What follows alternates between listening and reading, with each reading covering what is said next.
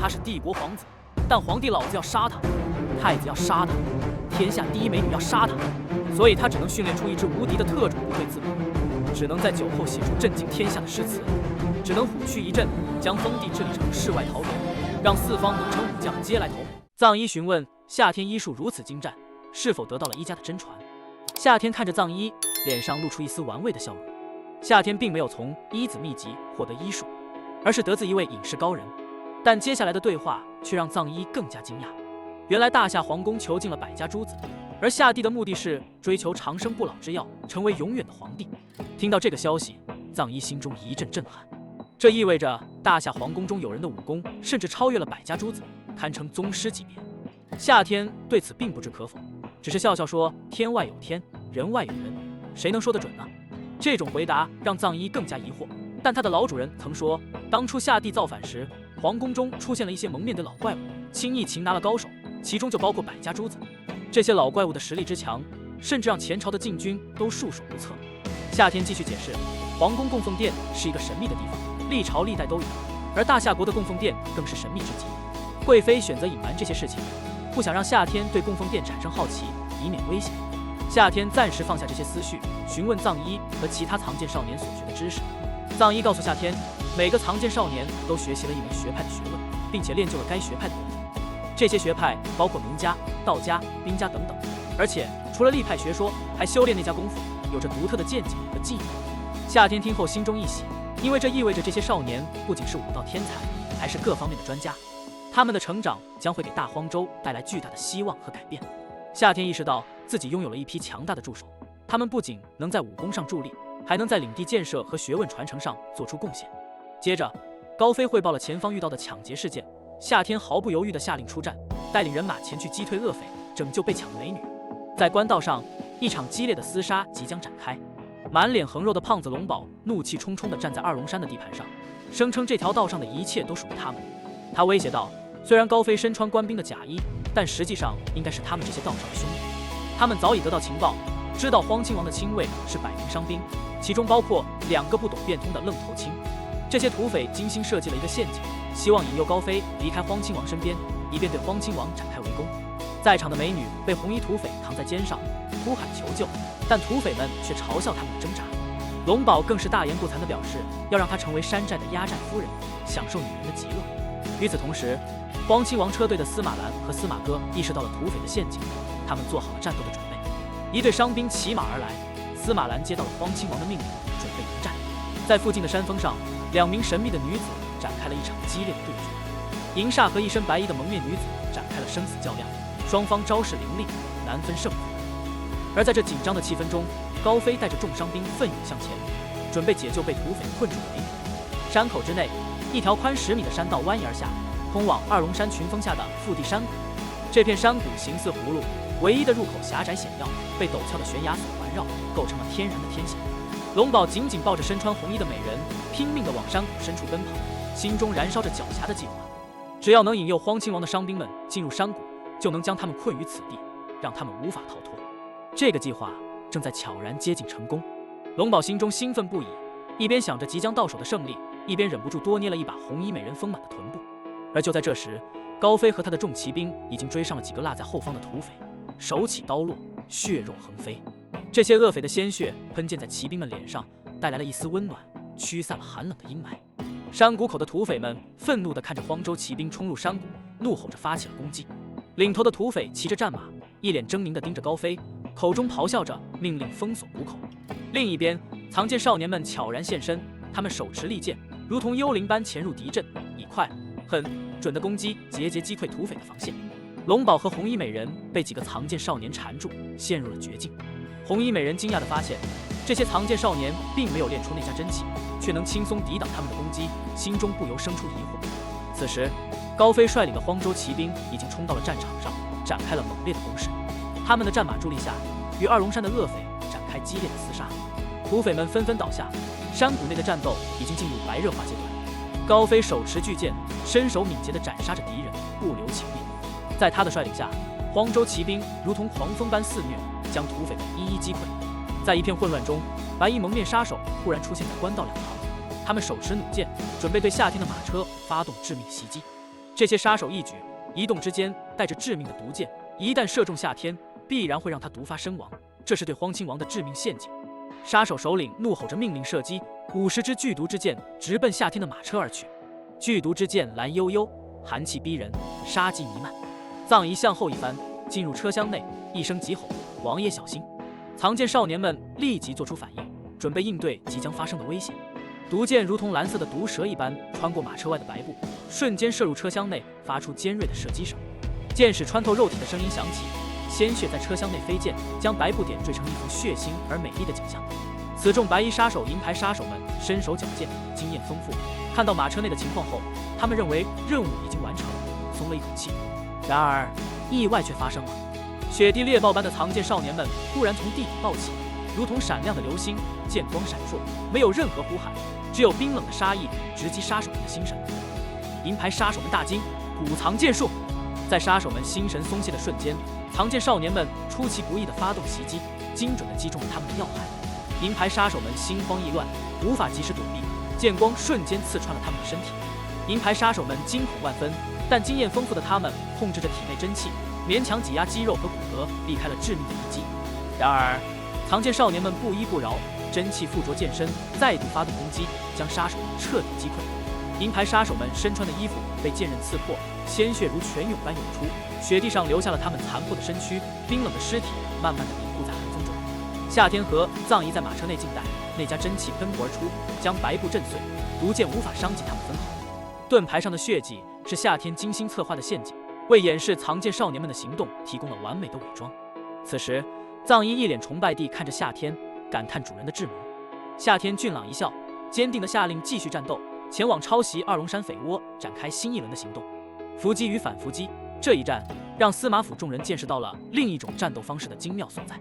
原本以为是白衣杀手们伏击荒亲王，却被荒亲王的藏剑死士反伏击打破了他们的预设。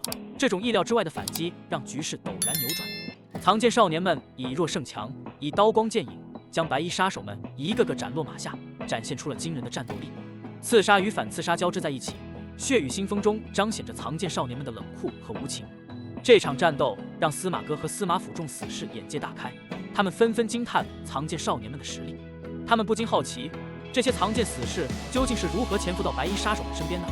然而，即使他们想要破解这个谜题，也无法得到合理的答案。这种古藏剑术到底是何等神奇，简直超乎想象。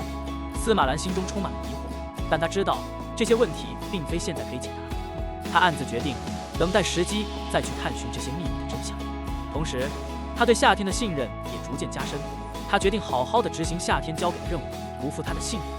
官道上的战斗胜利收场，夏天为伤兵们上了药，而藏剑少年中的一位小女孩更是展现出了出色的医术，让夏天不禁刮目相看。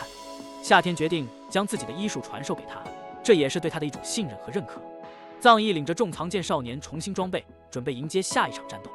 在前方的山峰上，黑衣银煞的怒火熊熊燃烧，他的阴谋还未结束，这场战斗才刚刚开始。白衣蒙面女对他的阴谋心生疑问，他究竟在暗中策划着什么？荒州王府的车队缓缓行进在官道上，伤兵们已经被妥善照料，更换了干净的军服，全副武装保护着车队。士兵们的精神状态高涨，战斗的胜利激发了他们的士气，即便任务是护送物资，他们仍然认真对待，因为他们知道这份保护不仅仅是对物资的责任，更是对荒州王府家眷的保护。小白坐在一辆物资车上，专注地在荒州王府账簿上记录着战利品的收获，眼前的数字让他心花怒放，黄金3000两，白银3万两，各种兵器数百。这份收获足以支撑荒州王府一段时间的开销，他内心感到欣喜。看着这些富可敌国的银子，他不禁想到，如果能多几次刺杀，荒州王府的财政将会更雄厚，从而拥有建立一支庞大军队的实力，以抵御天狼帝国的侵略。与此同时，夏天带领着藏剑少年们进入了密林，消失在茂密的树林中。突然，2名身穿司马府护卫服的壮汉从密林中走出，他们是司马兰身边的护卫之一。他们的目标是查探藏剑少年的藏身之地，以获取重要情报。然而，他们的行动并未逃过司马哥的眼睛。司马哥突然出现在他们面前，手持一柄寒光闪闪的匕首，质问他们的动机。2名壮汉支支吾吾，试图掩饰自己的目的，但在司马哥的严厉质问下，他们不得不承认自己被东宫逼迫，成为内奸。他们的背叛行为被揭露，最终面对了惨淡的结局。二龙山主峰的匪寨就像一颗孤悬于主峰之巅的龙珠，三面绝壁，使得这个地方易守难攻。木房建在半山腰，它是这片恶地的岗哨，常年驻扎着一队土匪。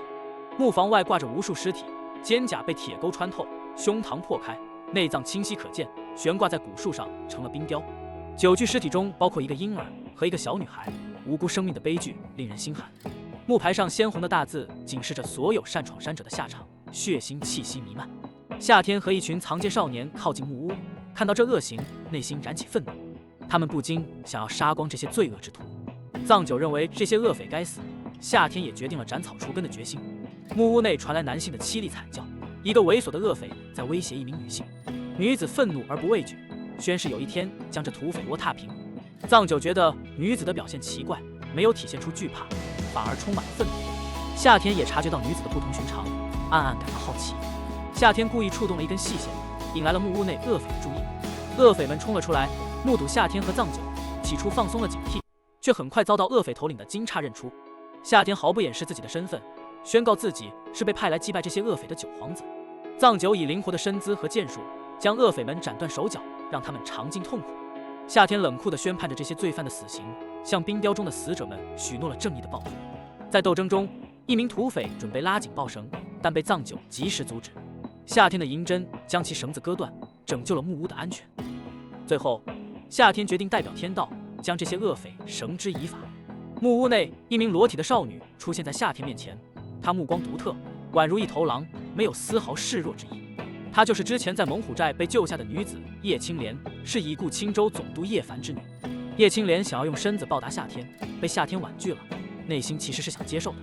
最终，叶青莲提出跟着夏天上山，想看看他怎么收拾这帮土匪。北风呼啸，寒冷刺骨，在二龙山腰的一线天路上，3个身影缓步前行。他们是夏天、藏九以及顽强的叶金莲。尽管路途艰辛，但叶金莲毫不气馁，坚定地跟在夏天和藏九身后。他决心要去听取王爷和恶匪的道理。原本叶金莲以为前路必定充满了刀光剑影、血雨腥风，可能会踏着敌人的尸体才能进入匪寨。但事实并非如此，他们所经之处已是恶匪的尸体横七竖八，血流满地。这一切都在暗中进行，神秘而有效。大雪纷飞，飘落在尸体和鲜血上，掩盖了一切罪恶。终于，他们来到了二龙山匪寨的门前，门口的守卫已经全都倒下，而山腰上悬挂的9具冰尸，现在竟神奇地出现在山顶之上。叶金莲不禁震惊，对于这些冰尸是如何移动上来的感到好奇，但眼前的景象也提醒他，这里异常寒冷，土匪们都躲在屋内，不愿寒风侵袭，否则会被冻成冰雕。夏天眺望着匪寨，发现围墙内乱糟糟的木屋，最显眼的是一座名为聚义厅的高大木屋。夏天冷笑一声，心知有人已经潜入匪寨内部。匪寨内一片酒宴热闹，众匪高声鼓噪，议论着王子身边的绝世美人司马兰，话语猥琐，充满了对美人的妄想和暴行。突然，聚义厅的大门被猛力推开，9具冰尸飞入大厅，众匪震惊不已。夏天一脸冷漠地出现在门口，众匪惊愕地认出他是荒亲王。夏天不理会众匪的嘈杂，坚决地宣布他要为天行道，要以血还血，以杀止杀。他的话语简单而直接，没有丝毫犹豫。众匪纷纷挥刀向他冲来，但他们的命运已经注定。夏天决心要让这座山上的罪孽用鲜血洗清。此时，众匪的喧哗被一声清脆的声音打断。主人说，有一个道理要和你们讲。夏天所说的话以一种冷漠而无情的声音响彻聚义厅，以血还血，以杀止杀，以暴止暴，以恶止恶，让善良的人能活。黑衣3圣使和众恶匪被这突如其来的声音吓得大惊失色，他们怒吼着要求那个藏在暗处的声音露出原形，却只见空荡荡的门外。聚义厅内的气氛异常浓重，众恶匪感受到了一股无形的杀气，在寒风中灰尘飞扬，仿佛在预示着即将到来的厮杀。黑衣3圣使双目放射出凌厉的光芒，准备迎接任何可能的挑战。夏天身前的恶匪们并不相信这个声音，他们仍然相信自己手中的刀能够击败任何敌人。他们发动进攻，4把匪刀挥舞间，带着无尽的杀意向夏天砍去。然而，夏天身后突然闪现出一道剑光，藏九以迅雷不及掩耳之势挡住了恶匪们的进攻。藏九剑封喉，一剑夺取了4条性命，恶匪们的攻势被彻底粉碎。叶金莲看着夏天挺拔的身姿，心中充满了震撼和敬佩。他意识到夏天并非世人口中的废物，他所说的话语充满了正义和决心。突然，聚义厅的屋顶被炸裂开来，无数弩箭如雨般倾泻而下，众恶匪被射得七零八落。接着，藏剑少年们从天而降，展开了疯狂的攻击。他们的剑光闪烁，血雨飞溅，将恶匪们一个个斩杀在地。藏剑少年们心怀正义，对于二龙山这样的恶匪，他们毫不留情，决心要将他们全部清除。众恶匪被逼至绝境，纷纷投降求饶，但藏剑少年们无情地削断了他们的四肢，让他们在血海中哀嚎。夏天和藏九联手，将黑衣三圣使逼至绝境。黑衣三圣使残忍地笑道：“鹬蚌相争，渔翁得利，你们已经消耗了所有的真气。”随后，他飞身而起，准备与夏天决一死战。